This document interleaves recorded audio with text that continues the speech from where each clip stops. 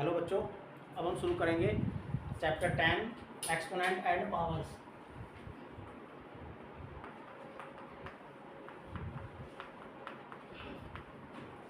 Exponents and powers. सबसे पहले इस चैप्टर को समझने के लिए हमें एक्सपोनेंट वर्ड को और पावर वर्ड को समझना पड़ेगा।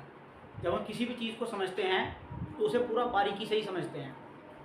जैसे कोई नंबर लिखा हुआ है, मैं एक नंबर ले लेता हूँ 5 और ऊपर कोने में छोटा सा लिखा हुआ है 3। इसको हम बोलते हैं 5 रेज़ टू द पावर 3, या हम कह सकते हैं 5 की पावर 3। इसमें जो है, जो नीचे वाला है इसको बोलते हैं बेस, ये बच्चों ध्यान रखने की बात है। और ऊपर वाली जो है छोटा सा जो नंबर लिखा हुआ होता है कोने में, इसको बोलते हैं पावर या एक्सपोनेंट। अब इसका मतलब क्या है, इसका मतलब समझना है हमें। 5 की पावर 3 का मतलब है 5 मल्टीप्लाई 5 मल्टीप्लाई 5। कुछ बच्चे क्या गलती करते हैं, इसका मतलब ये समझते हैं 5 की पावर 3 इक्वल टू 5 मल्टीप्लाई 3, यानी कि बेस की पावर एक्सपोनेंट से कर देते हैं। तो ये गलत है, इसको ध्यान रखना है, ये नहीं है। इसका मतलब ये है, अब 5 की पावर 3 का फिर वैल्यू क्या आएगी, 5 इंटू 5 इंटू 5, ये आ जाएगा 125 आंसर आएगा इसका। अब मुझे उम्मीद है आपकी समझ में आ गया होगा। इसके बाद कुछ और जो ज़रूरी बातें हैं जो आपको बतानी हैं, जैसे मैं एक एग्जांपल और भी देता हूँ। 2 की पावर 5, इसकी वैल्यू क्या आएगी, इसका मतलब है 2 मल्टीप्लाई 2 मल्टीप्लाई 2 मल्टीप्लाई 2 मल्टीप्लाई 2, 5 बार आएगा ये। 1 2 3 4 5। जब हम इसकी मल्टीप्लाई करेंगे तो इसका जो आंसर आएगा 2 2 जा 4 2 जा 8 2 जा 16 2 जा 32, तो ये 32 आ जाएगा। इसी तरह से अगर कहीं पे a लिखा हुआ है और a की पावर m लिखी हुई है, तो इसका मतलब समझो, क्या मतलब है इसका। इसमें बेस a है और पावर m है। इसका मतलब जो हमारा बेस है उसकी मल्टीप्लाई करनी है हमें, और कितनी बार करनी है, m टाइम करनी है। m की जगह कोई भी नंबर हो सकता है, a की जगह भी कोई भी नंबर हो सकता है, यानी कि इसका जो मतलब होगा a multiply a multiply a multiply कितनी बार होगा, ये m टाइम्स, ये हो जाएगा m टाइम्स। अब इसके आगे जो और जरूरी चीज है वो हम सीखेंगे, लॉज ऑफ एक्सपोनेंट, एक्सपोनेंट के रूल, एक्सपोनेंट के नियम, लॉज ऑफ एक्सपोनेंट। ये आपको आगे की क्लासों में भी काम आएगा और हमेशा आपके काम आएगा। सबसे पहला लॉ होता है a की पावर m मल्टीप्लाई a की पावर n। अगर हम दो एक्सपोनेंट की मल्टीप्लाई कर रहे हैं और उन दोनों में बेस अगर सेम है, यहाँ पे सेम नंबर है, तो सीधा सीधा पावर को ऐड कर दिया जाता है। इसका जो आंसर आता है a की पावर m प्लस n आता है। यानी कि अगर इसकी जगह मैं कोई एग्जांपल लूँ, 7 की पावर 2 मल्टीप्लाई 7 की पावर 3 करें अगर हम, तो इस रूल के अकॉर्डिंग ये बन जाता है 7 की पावर 2 प्लस 3 यानी कि 5। ये रूल इसमें अप्लाई हो गया है। हम इसको आगे और भी सोल्व कर सकते हैं। सेकंड पार्ट, अगर हम दूसरा रूल जो है वो डिवाइड का है, a की power m divide by a की पावर n अगर है, तो ये बन जाएगा a की पावर m माइनस n। यानी कि अगर डिवाइड हो रहा है, बेस सेम है, तो पहली वाली पावर में से दूसरी वाली पावर को माइनस कर दिया जाता है। ये बात ध्यान रखने की है। जैसे एक एग्जांपल इसका भी देते हैं, 7 की पावर 2 को डिवाइड करते हैं 7 की पावर 3 से, तो ये बनेगा बच्चों 7 की पावर 2 माइनस 3। तो 2 माइनस 3 की जो वैल्यू आएगी वो आएगी -1। तो इसका जो आंसर आएगा 7 की पावर -1। ये आपका दूसरा रूल है। तीसरा रूल,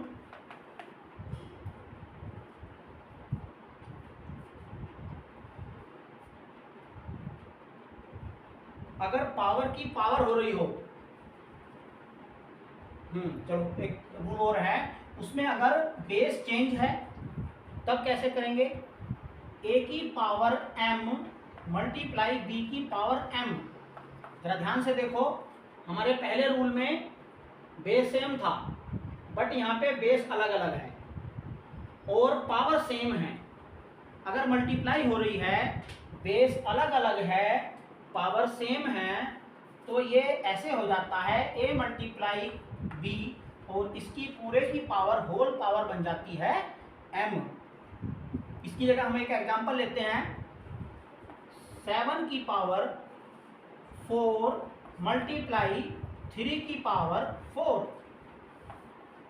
तो ये बनेगा 7 मल्टीप्लाई 3 की पावर 4, यानी कि 21 की पावर 4 ये बन जाएगा।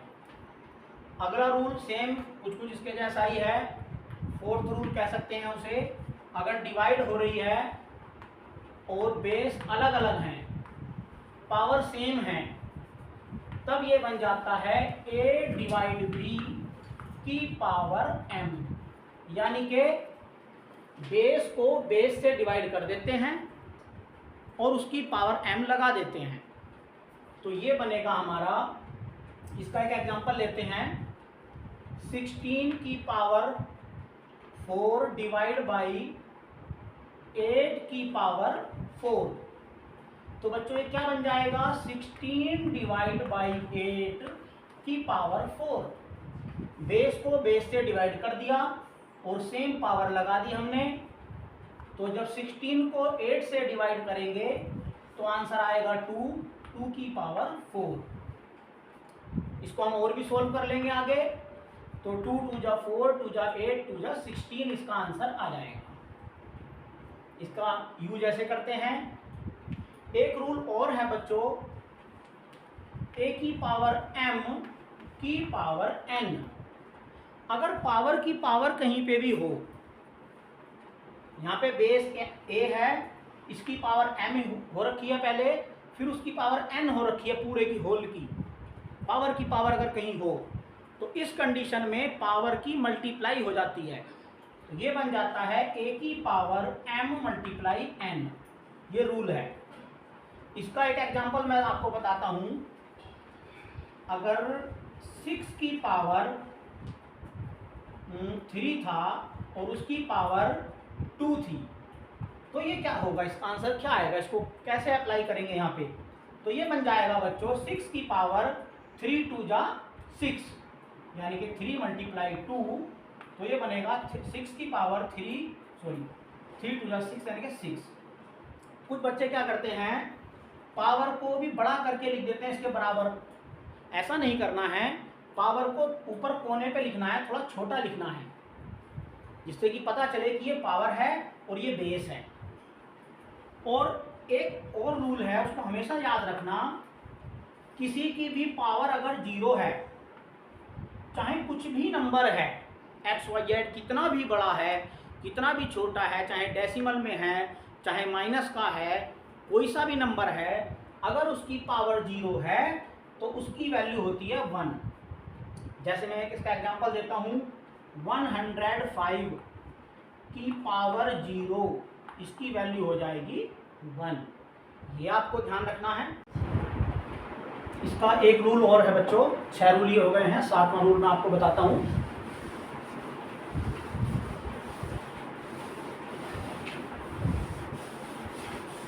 सातवें रूल में कई बार ऐसा होता है, जो पावर्स होती है, एक्सपोनेंट जो होती है वो माइनस की होती है। तो उसमें क्या करते हैं, देखो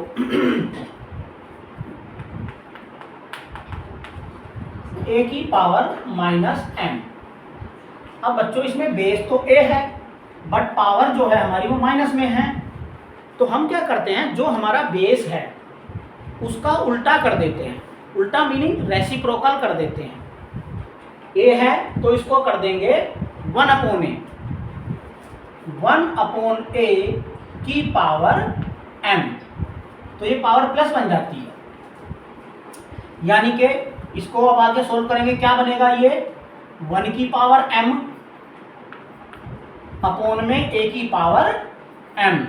ये रूल भी मैंने आपको बताया था, ये वाला रूल है। अगर डिवाइड हो रहे हैं दो नंबर, दोनों की पावर है, तो वो पावर अलग अलग हो सकती है।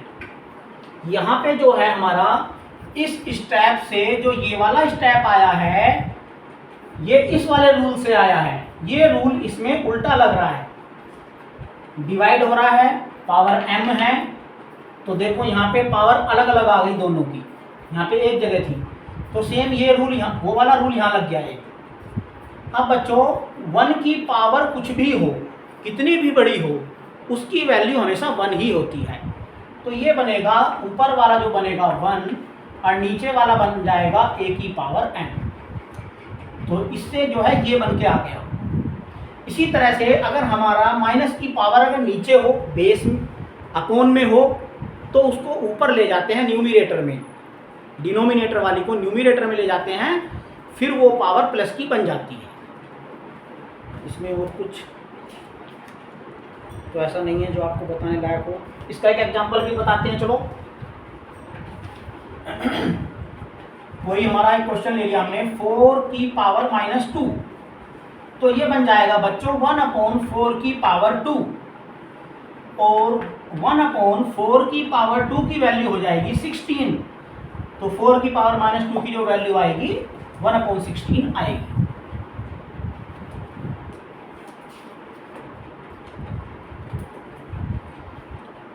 लॉ ऑफ एक्सपोनेंट यही है।